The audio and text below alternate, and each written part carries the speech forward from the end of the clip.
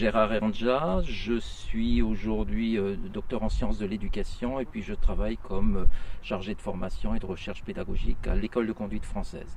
Alors vous aviez un message à faire passer ou une thématique particulière à faire passer à ces motards de plus de 40 ans?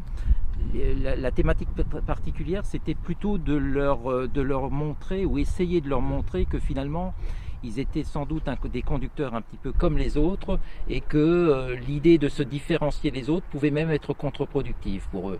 C'est-à-dire que derrière le motard, avec cette image peut-être ancienne et datée de blousons noirs, de rebelles, il y a souvent des conducteurs très très prudents. Et mettre aussi en avant la prudence et la complexité de la conduite moto, où notamment en termes de fréquence, ils sont souvent peut-être moins souvent accidentés que les autres conducteurs. Ce qui change pour eux, c'est la gravité. Je maîtrise, donc ça existe. Le je maîtrise existe, mais sans doute pas plus que chez les conducteurs de voitures. Par contre, les conséquences de je maîtrise et du risque qui est derrière sont pas les mêmes selon qu'on soit en voiture ou à moto.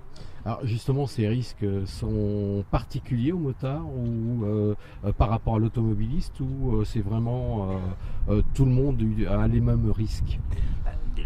Les risques sont bien sûr à la fois particuliers, mais ils sont aussi les mêmes. Comme je vous l'ai dit, la grosse différence, c'est finalement les conséquences que ça peut avoir. C'est-à-dire que la difficulté, encore une fois, pour le motard, de lire cet environnement routier. C'est-à-dire que le motard, dans sa pratique, je pourrais le comparer presque à un supercalculateur. C'est-à-dire que au guidant de sa moto, le motard doit être capable de faire sans doute plus de choses que l'automobiliste et tenir compte encore plus de l'environnement, mais aussi des autres usagers. Alors, cet environnement, justement, les motards sont moins représentés également dans tout ce qui est études ou mise en conformité de certains lieux, etc. Oui, les motards sont souvent alors considérés comme absents et peut-être absents réellement des discours. Aujourd'hui, on a grosso modo les questions de l'évolution des véhicules, les questions de la mobilité. On a un plan vélo, on n'a pas de plan moto, ou du moins on en entend très peu parler. Donc je pense que le motard, peut-être en revendiquant justement sa posture de conducteur prudent plus que de pilote, pourrait trouver une place dans ces débats-là. Et c'est lié à quoi? À une FFMC trop revendicative ou il y a des explications à ça?